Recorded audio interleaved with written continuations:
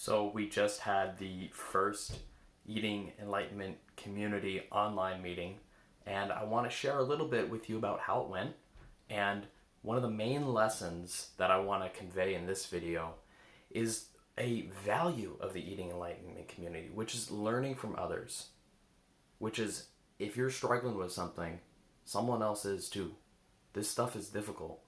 So if you can share what you're struggling with, you'll probably get answers that can help you along in your journey.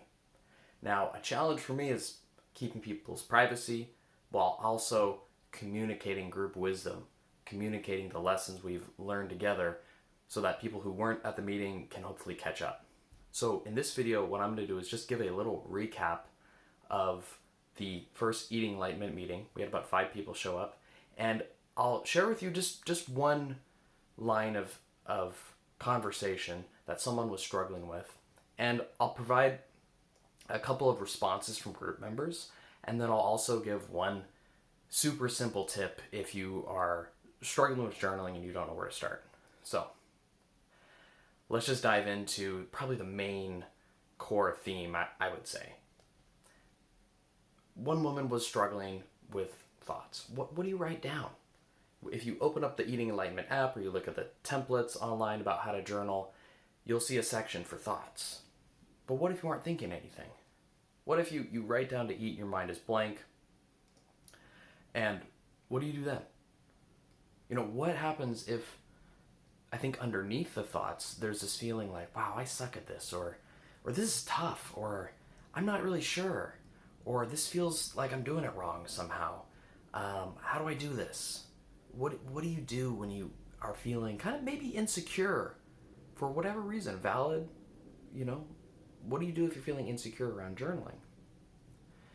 And I really, really appreciated this person for sharing their story. Because as they started talking, a thought came out that, hey, I'm, what was it, 50 something years old or 60, age doesn't matter, whatever.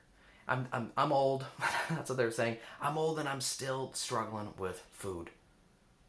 Like, that's what they were feeling when they were trying to write down and do this journaling thing. At first they said, I'm not having any thoughts. But as they kind of explained what was going on, one person was able to give this person feedback and says, well, hey, it seems like, if I'm hearing you correctly, one of your thoughts is that you're old and you shouldn't have to be struggling with this, or that you're old and, why are you struggling with this? Shouldn't you be over these problems right now? And this little exchange back and forth, just where one person shared their story, hey, I'm staring at a blank journal page, and then as they elaborated on their story, that they were feeling quite frustrated, that they were old and still struggling with food, another person was able to say, hey, I've actually struggled with that myself. And what kind of worked for me was realizing the tone of that harsh voice. So the tone of the thought, that might sound like an odd concept, the tone of the thought, right? Do thoughts have tones? What do you mean? Well, thoughts do have tones. They're kind of voices in our head in many ways. And so if you think about those thoughts, if you can catch those thoughts, what tone are they speaking in? Are they harsh? Is it nice? Is it excited? So this woman, at first she was blank. I don't know, I'm not thinking anything before I eat. As she shared her story, it was from my perspective at least, it was like, I'm feeling frustrated that I'm old, that I'm struggling with this. And so she then reflected, what is the tone of my thought? That I'm old and that I shouldn't have to deal with this, that I'm, a failure for struggling with food. The tone was harsh. The tone was harsh. You could hear how hard she was being on herself. And people were able to say, like, hey, like, yeah, this is tough. And it's okay to struggle. And I think we all know that on some level, we all know that life is tough and everything. But hearing it from other people and expressing those words out and hearing people share their own experiences, and it actually helps. It actually helps. I could almost feel a collective sigh, like, okay. We heard her harsh voice and we saw it, and now we can respond better. We can be more compassionate. We can be softer to ourselves. We can be kinder to ourselves. Because isn't that one of the biggest challenges? We're great for other people, great friends for other people, right? But internally, we're either burned out or fatigued, or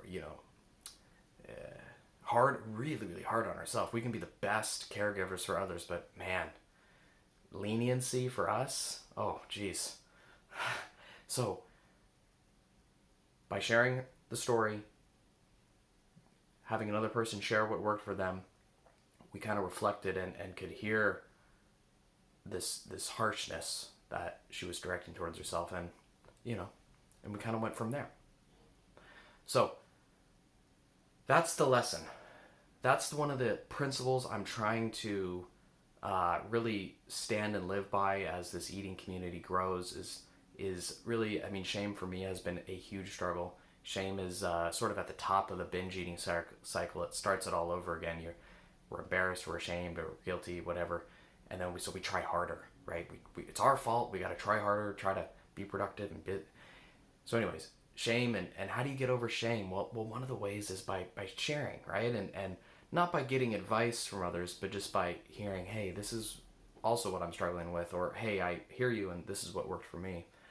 And so one of the principles of Eating Enlightenment Community is sharing, is learning from others, and realizing this eating stuff is difficult, and even journaling too. I mean,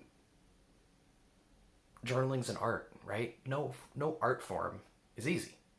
No art form is easy. I mean, journaling can be simple, and I do think it is simple, but there's also a lot of depth to it. It's like meditation, right? I mean, that analogy there, at least.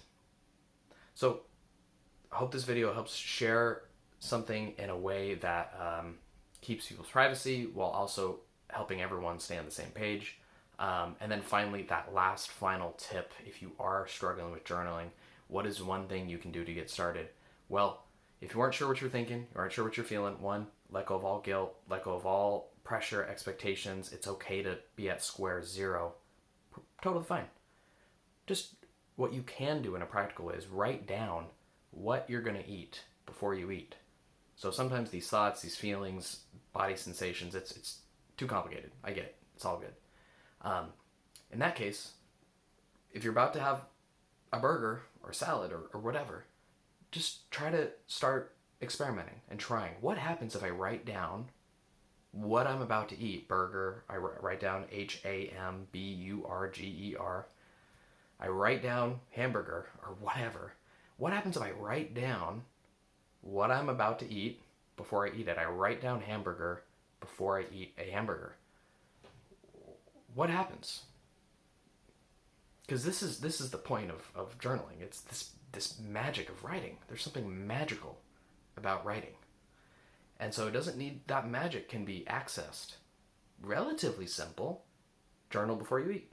Don't worry about the thoughts and feelings. Just write down what you're going to eat. I mean, by writing, there's magic. I mean, in a nutshell, I can go on and on and on and on and on and on and on and on about journaling and the benefits of it. But I think the magic is just, actually writing. So that is my tip. That is my recap. I hope you get something out of this. And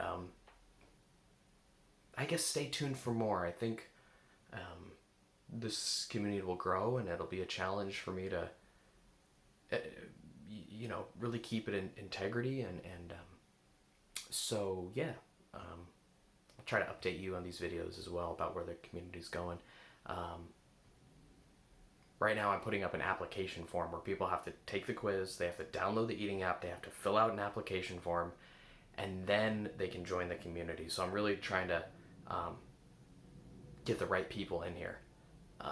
So anyways, that's kind of, I'm starting to put some gates up, right? Don't invite everyone, but also once the gate is up, like letting more people in. So that's kind of where this is going.